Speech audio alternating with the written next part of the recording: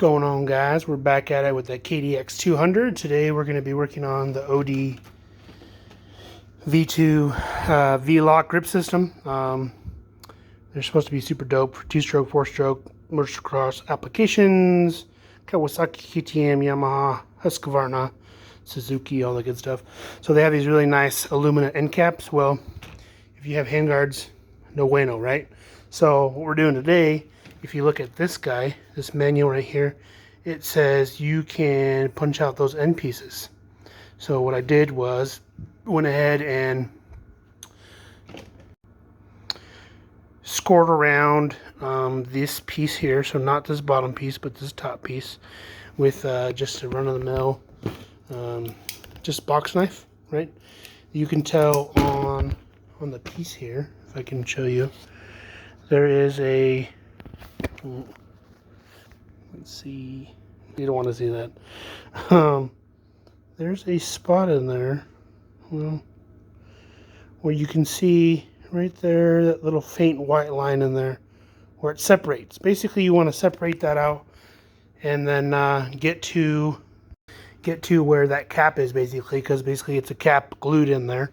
And I took and went around there and cut it, and then currently going around with a small little hacksaw, gently just trying to massage that out. And as you can see here, you can see some of the aluminum cap in there. So what my plan is to basically weaken that point and then pop it out with or basically like an extension or something like that, and just put it in there and smack it and pop it out, and then whammo, it'll go right there, and that'll match the Kawasaki and it'll be fantastic.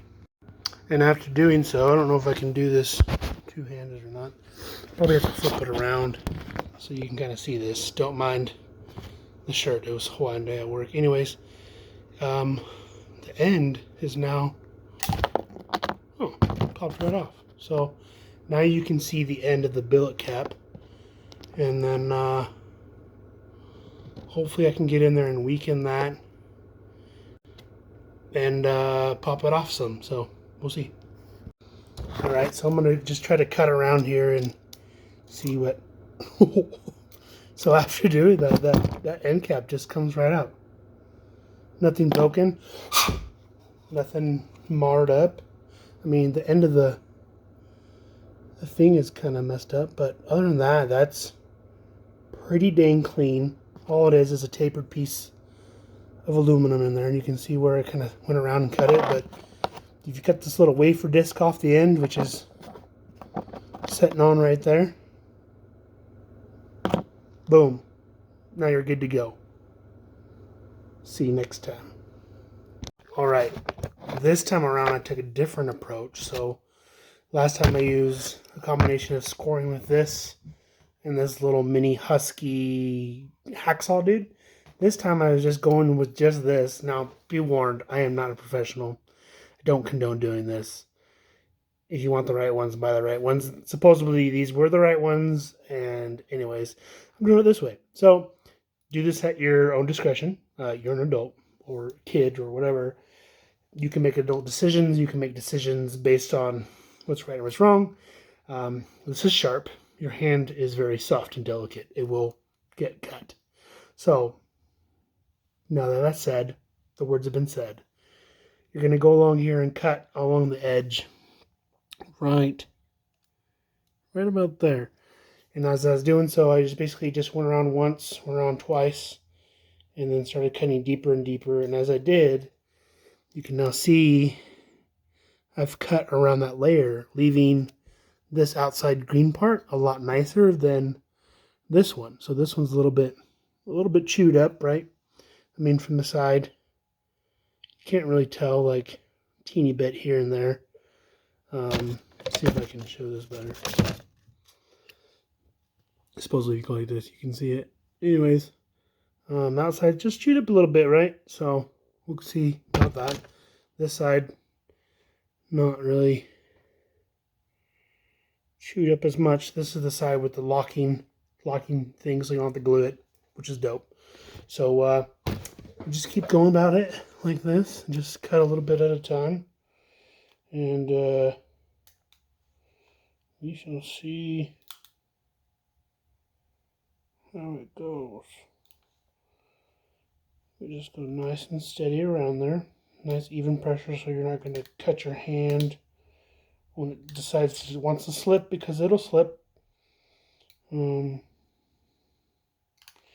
recommend just cutting around, instead of trying to get it all in one go. Just go around as you're doing it, like that. So I'm through there. I just need to do this last little bit here. And this way you might end up with a little bit more extra plastic, but at least your rubber part will be nice and pretty, right? So now it's all done there. Now it's just this piece here. Looks like that center eyelet is punched in there. This one has it there. You can see that dimple there on it. See if I can pop it off of there. Oh, I broke it. So now we're committed. And what I'm going to do is I'm just going to try to cut around like I did on the other one. When it kind of just popped up. Because this one you can see there's a little bit more black left on it from the edge of the, instead of this one where I cut it, there's a little bit more of the black ring left on it. So we'll see if we can just kind of cut around it gently without cutting my hand or my stomach, you know. It's one of those risks you take for freedom. Like that, almost cut in my hand. If you don't know, this is sponsored by Rogue. Not officially, but could be.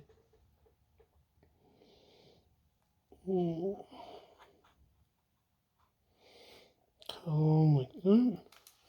You know, honestly, I think if I decided to get the cut along the edge there, seems to be working nicely. I feel like if I cut my punch and punched it out, it might work. But I watched a video, and a guy punched it, and it chipped the edge of the plastic. So I want it to be as clean as can be. I'm going to see if I can put some pressure on it from the inside. So it flexes a little bit. That's good. I'll try to go to the edge. Oh. Nothing yet. Hang tight.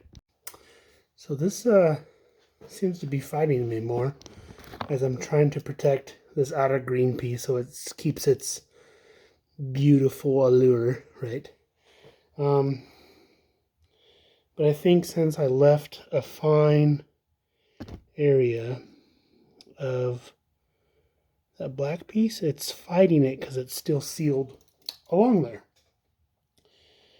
So there's a section up here that I can kind of cut in and around, so I'm just trying to lead that all the way across because this is the section that's still heavy with material keeping this in there. If you're wondering what I was talking about earlier about it says you can do this, if you look at that piece of paper that's inside there, it says right there ODI V2 or ODI V2 lock-on grips can be easily modified to work with full wrap handguards to remove the end caps. Follow these instructions. Carefully use a sharp blade, like I said, to score the grip along the outside the edge and encircle the grip. Use a small punch T-handle or ratchet extension to knock out the end of the grip. Carefully remove the excess rubber with any interference with the throttle tube, allowing for non-restricted turning for the handlebar. So like I said, it doesn't say at your discretion. It doesn't say at your discretion do this, but they should put that there because the video I watched, the dude smacked it out with a punch and it didn't look that pretty. So they should make these with like a screw-on cap to where this piece screws into place, and then it has like a T, like a Torx end or something like that, or an Allen head, because that would be a great idea. $1 million idea. 10 years later, it'll be out. Just you watch. You're gonna watch this and be like, hey, that guy's onto something. He's trying to cut his hand off with a razor blade. There we go. Let's see. Okay. I feel like I'm getting around the outside. Yep. Around the outside. I feel like I'm getting somewhere. Okay, alright. I feel like we got around there. Ooh. Look at this. As I got around to the outside, it started to flare up. Oh, alakazam! Look at this. That end is almost unbutchered. Now, I'm a perfectionist. I'm like moderate OCD. I'm just going to come in here and, you know, a file would be a great thing, but why use a file when you could just scrape along yellow brick road. There we go. Oh, beautiful. All I'm doing is just kind of deburr the inside of this, but as you can see, that maintained a lot better quality on the end of the grip as opposed to the first one I did. So that was the end cap here, but I should have started there. The more you know. Power and knowledge is power. This side is a little bit chewed up, but we're going to send it, and we're probably going to lay it down. And it's probably going to get marred up. But anyways, side-by-side comparison. Throttle side, a little bit chewed up, because I used the hacksaw after using the blade. Oh, come on. This thing needs to focus. There we go. And it's got fuzzies on it from my pants because I wiped it off anyways. You can kind of see there, a little bit chewed up. And we'll switch now. This is the side that I used the just razor blade on. And, come on, little camera. Focus on that little guy. There we go. You can see that's a lot better. Anyways, long story short, now we have two cat pieces. The other keys I broke. Little guy. I don't know where I went. Oh, there it is right on here. But this piece broke right off of there. But now I have two caps that are ready to go. Yeah, so what did we learn? We learned Kawasaki's are still a dope and still the GOAT for sure. And you can turn these super nice ODI V2 lock-on grips into ones that are compatible with handlebar covers. I still need to get my covers for there, but we're slowly restoring this KDX, the 94 kdx200, and we just got some plastics for it. We got a wrap coming for it, and we got a seat cover from it from Guts Racing, so put all that on, and long story short, that's where we're at. So now we're going to take these and put them on the bike and dress it up a little bit. Hope you enjoyed the show. See you next time.